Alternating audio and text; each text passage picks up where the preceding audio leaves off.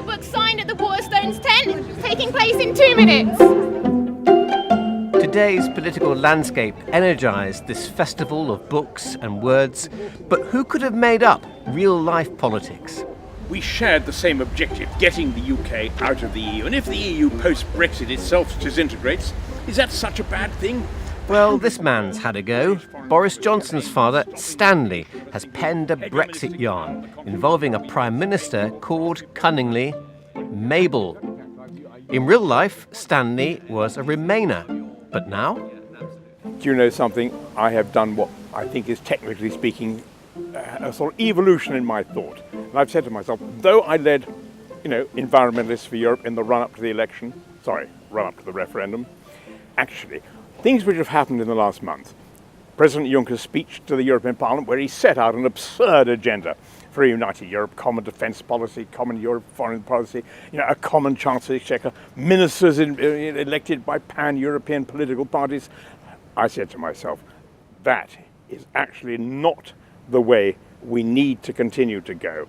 And this isn't a ship, you see, where you can stay on board and seize the rudder and steer it safely to harbour. It's not that. It is a train. It is a Federal Express chuntering down the track. And if you're going to bail out of a train, best thing is to bail out before it reaches maximum speed. So yes, I've changed my mind.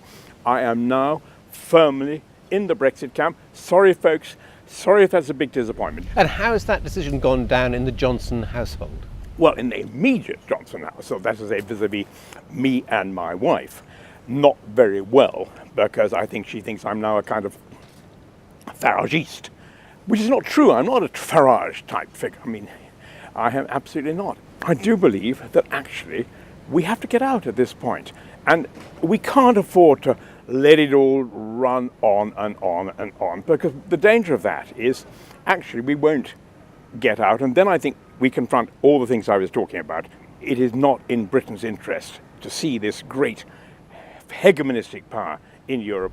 Do you think it's possible that I am now sitting here in Cheltenham looking at the father of the future Prime Minister? I would be very, very proud, no question about it. And on Brexit at least, Boris knows where he is going, and I think he can be relied on to deliver the goods. When will Mrs May go, do you think, and when do you think it might be possible that Boris is PM? No, I think that this is an area where it's lovely of you to ask these questions, but...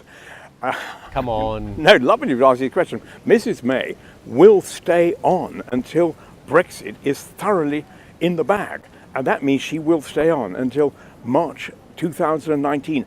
What happens after that, who can tell? Because I can't look 2 years ahead. I absolutely can't. But honestly, if that is in the bag, then I think they will all have done a good job. Thank you so much for talking to us. Thank you. Pleasure. Always good. They're always trying to get me in the last minute. Well, they might be the government. That's the worst case. Very pleased to hear it. There were two doctors in the house, Sir Craig Oliver, the spin doctor for David Cameron, and Philip Collins, who did a similar job for Tony Blair. I began by asking them if Brexit was ever going to happen. I think it is going to happen because I think in March 2019 there's a 2-year time limit on the negotiations, and I can't see anything happening in British politics at the moment that's going to change that. Can anybody really imagine the situation where there's a change in the Conservative Party where they say we're going to start campaigning against Brexit, or for that matter a change in the Labour Party when they say we're going to actually start campaigning for a second referendum? In many ways it would be strategically suicidal to do that, and I just can't see that happening for either party. I think we're going to leave the European Union. I think there's a very strong determination in the Conservative Party to ensure they don't have a general election in the timetable, and it's too soon for regret to really crystallise amongst people. You can only really have a change of course if there's a very significant change in the opinion in the country, and at the moment the numbers are relatively solid, so I can't see that in the time left that can really change. So What vibe have you picked up from Cheltenham today about Brexit? Well, in many ways, Cheltenham sort of remained central, and lots of people who came to the event were naturally Remainers. And I think the truth is a lot of people are still grieving the result, and they feel very strongly that this country changed. My initial reaction at sort of 2 a.m. when I was clear that we'd lost was, I guess I don't live in the country I thought I did. And I think millions of people actually feel that. They feel something really changed, or it was clear something had changed in that country that night. And that grief is still very real for people. When do you think she'll leave the office of Prime Minister? I think that's an impossible question to say. I mean, two things I think came out of the conference, bizarrely after the speech that went so badly wrong, is one, that I think her position is safe for the time being, because it crystallised a view in the party that if there was an election now, we have no idea where we'd land. Remember, this is a party that came within inches of having Andrea Leadsom as its leader last year. So I think that has happened. But the other thing that crystallised was there is absolutely no chance that Theresa May can fight the next election, whenever that is.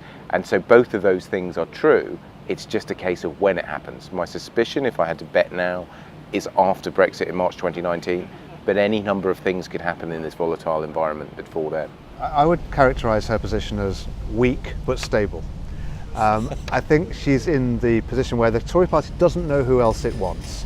It also wants to get the process of leaving the European Union over and done with and out of the way. So I'd imagine that she's there at the behest of the rest of the party, but that position will pertain for quite some time. So I also would imagine that the obvious moment for a change would be 2019, when we've left the European Union, but there's time enough for a new leader to bed in before a general election. Just imagine you were both her communication directors at the moment. What would you be saying, Phil?